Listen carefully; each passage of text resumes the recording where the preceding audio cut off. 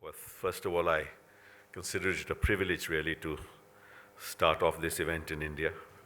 This is the first time big tent is happening in India. Of course, the biggest tent in the world is the internet itself. There can be no bigger tent than the internet. It's open, it harbors ideas, it throws up ideas, and it allows communities to talk to each other. And so we're very, very happy that we are part of this transformational process that is going to change not only India, but the rest of the world as well. Now, as I am a minister of the government, I must first of all, at the outset, state categorically that we in India, the government in India, and I personally, believe that this forum is perhaps the most important forum for empowering the people of India. It is the most transformative forum that has ever existed in the history of man. It's a liberating forum. It's a ubiquitous forum. It's a powerful forum. And that nothing should be done by the government, by any of us, any stakeholder, to diminish the value and the significance of this forum. So we are wedded to the freedom of expression, and we are wedded to the fact that we shall do nothing to diminish that freedom. That's the first statement that I wish to make, because there have been some doubts that have been raised, I don't know from which quarters, and I want to categorically state today that there should be no doubt about this. The second thing that I wish to state is that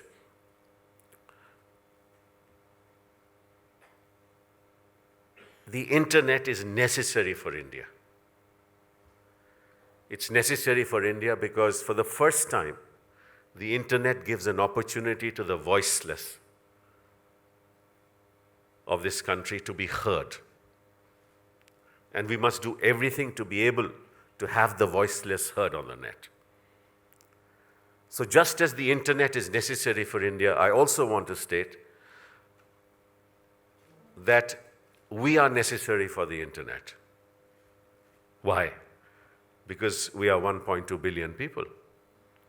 You will not be able to get a more dynamic market than that which is available in India. We're already the third largest players on the net with 150 million people. And the reason why we are not more than 150 is because of constraints of technology, of devices, and of the ability of the voiceless to reach the net.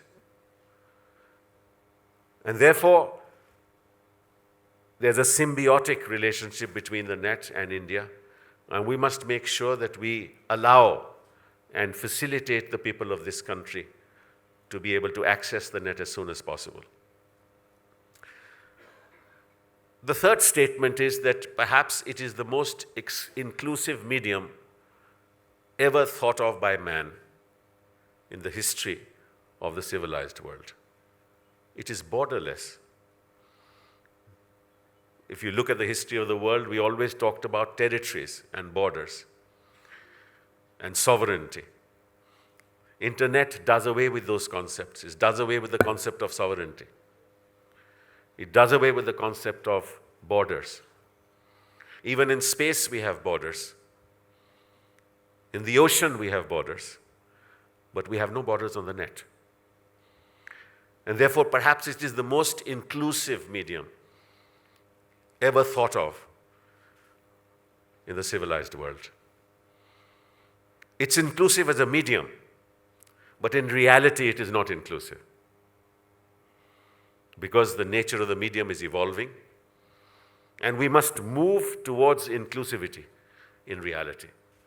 And that's why when I was in Baku, I coined the expression Equinet. At the moment, we are on the internet. But the real transformation of the world will come about when we move slowly, steadily, but surely from the internet to the Equinet. And let me explain what I mean. Equity is at the heart of all human relationships, whether it's the relationship between the state and the citizen, or relationships between citizens and citizens, or between sovereign nations.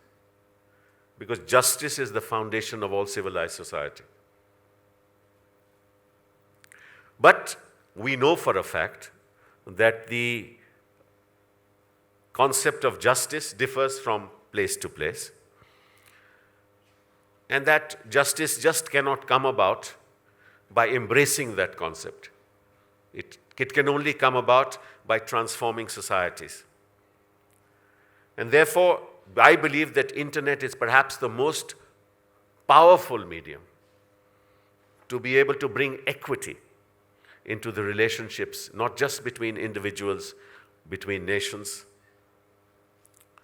but between communities as well. And that can only come about if we realize that in order to empower people, we need to do three things.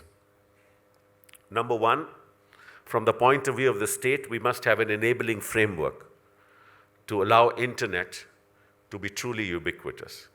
We should not, through policy prescriptions, impose restrictions on access to the internet or in any way diminish the ability of the internet and people on the internet to talk to each other.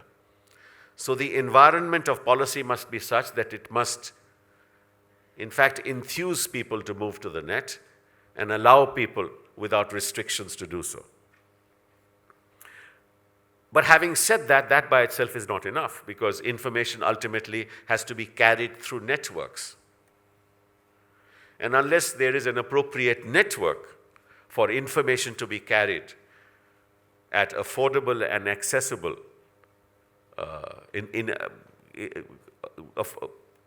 with accessibility, then only will you be able to reach consumers. So therefore, while the state may say that we do not want to impose restrictions, we must ensure that networks in terms of fiber optics and wireless networks are developed which are affordable and accessible so that data can reach people. One of the great revolutions that has happened around the world in the telecom sector is the mobile revolution. It's happened in China, it's happened in India. And the reason why it's happened in India is because the mobile phone is both accessible and affordable to ordinary citizens of this country. And that there are mobile networks that reach information to people. But information by itself is not enough. We need lots of data to flow to individuals, to communities around the country and around the world. And that data can only flow if we are able to connect people with fiber optics. And we in India have launched a very big national program, perhaps the largest anywhere in the world, to connect 250,000 gram panchayats in the next 1 year through fiber optics, with the last mile connectivity to be done through wireless broadband. Now you can imagine the kind of data that can flow with a limitless highway that will be created through this process. And once you're able to do that, then of course content will flow. So one is state policy. The second element is ensuring networks to reach people. And in order to access those networks, you need devices. If your 3G devices are extremely expensive, you're not going to be able to have ordinary voiceless people access this medium. So on the manufacturing side, you must ensure that there are the devices that are used to access networks must also be, like the mobile phone in India, affordable and accessible.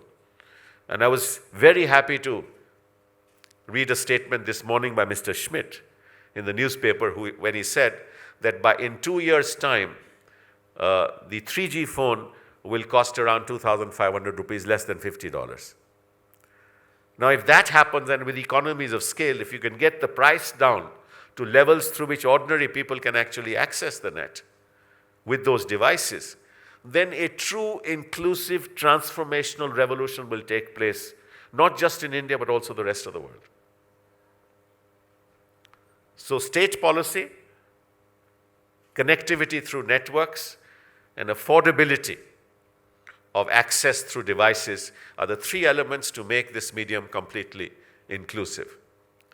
And that on that will flow the ingenuity of the private sector, which will create software programs to meet the needs perhaps of communities and every consumer so that he can get the maximum benefit from the net. You may have a commercial enterprise, the small and medium scale sector in India, that would enormously benefit from the net because cloud computing, data centers will allow entrepreneurs to invest and provide services which small entrepreneurs cannot afford on their own. And therefore, it will bring a transformation in the way the medium and small scale sector, which is the backbone of any economy anywhere in the world. If we bring public services on the net, and yet another transformative thing that's happening in India that we are going to connect very soon, 155,000 post offices. The largest number of post offices anywhere in the world are in India. We're going to connect 155,000 post offices electronically. And you can imagine the transformation that will happen through that connectivity. The financial inclusion that we can bring about for ordinary people who don't have a bank branch to walk to deposit the cash in their hands, who do not have access to withdrawal of monies. So if we can have an ATM machine with a post office which is electronically functioning, then obviously financial inclusion with low transaction costs of post offices would be greatly beneficial to society. We can reach through telemedicine people living in remote parts of the country and diagnose them for what they suffer from. So whether it's telemedicine or education, we have 220 million children who go to school. You can imagine the power of the net, through which actually we can, through software programs, reach information and educational programs to young children in India, in all schools. We also already have a national knowledge network, which was Sam's idea, connecting 604 odd universities, and around 14,000 colleges have already been connected, and about 400 over universities have already been connected. Imagine the kind of synergy that will be created. So whether it's education or it's telemedicine or it's reaching out to our fishermen. And you mentioned in the opening site that we saw that India has 100 languages. Now when you talk about inclusion, you must ensure that all that discourse doesn't take place in the English language. It will be truly transformative if through language technologies we're able to reach people and people are able to reach us through languages, through their own mother tongues. It's only then that the medium will be truly inclusive. So it has an economic impact, it has an enormous social impact. And when you come to politics, we see the kind of impact it already has on politics. We hear voices on the net, millions of voices on the net, who tell us of their aspirations, what they want from their governments, what they desire from their governments, what they need from their governments. Voices that have never been heard before for hundreds of years. We have them on the net. And government has to be sensitive to those voices. And the platform should be a platform for dialogue, so that we can benefit from the expressions that are reflected on the net, and in turn reach out to those and tell them what we intend to do and what we wish to do. This collaborative dialogue will only help governance at all levels, whether it's at the panchayat level or at the state level or at the national level. And I think that we also in government realize that we need to reach out to the net as well. So that's the transformational change that will happen in politics. Or when you come to culture, perhaps net is the most significant medium as far as entertainment is concerned. There is perhaps no better medium. Nobody now buys a DVD and a CD anymore. You go to the net and you see your movies and hear music.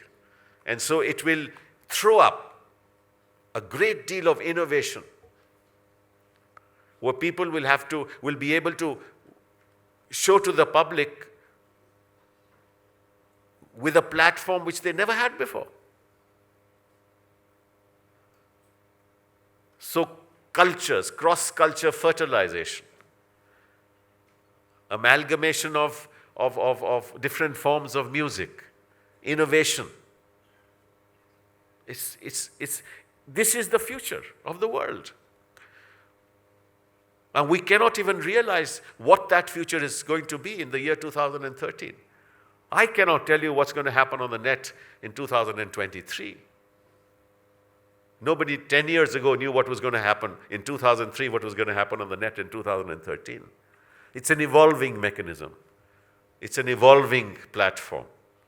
It's a platform where we need to talk to each other on a daily basis.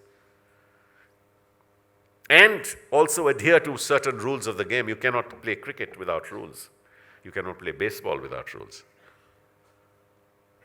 Now, those rules have to be self-imposed. That's why I said at Baku, internet governance to me is an oxymoron. How can you govern anybody on the net? You cannot. The net must govern itself. And I have two little lines for you in the Hindi language. तेरा तो हक है खबर चलाना, कुछ मेरे भी हक हैं मत भूल जाना. Now they have to realize कि कुछ हमारे भी हक हैं. Those haqs, those rights should not be imposed from the top. Those rights must be recognized on the net itself. And when those rights are recognized by the net itself, we will have true transformational, self-regulated, civilized discourse which will empower people. Because in the ultimate analysis, the medium is for empowerment. The medium is not for destruction. Any technology can be used in any way. You can produce electricity or have Hiroshima. It's the atom that provides those solutions. The internet is that kind of energy of millions of atoms. Let those atoms be used for the good of mankind. Thank you.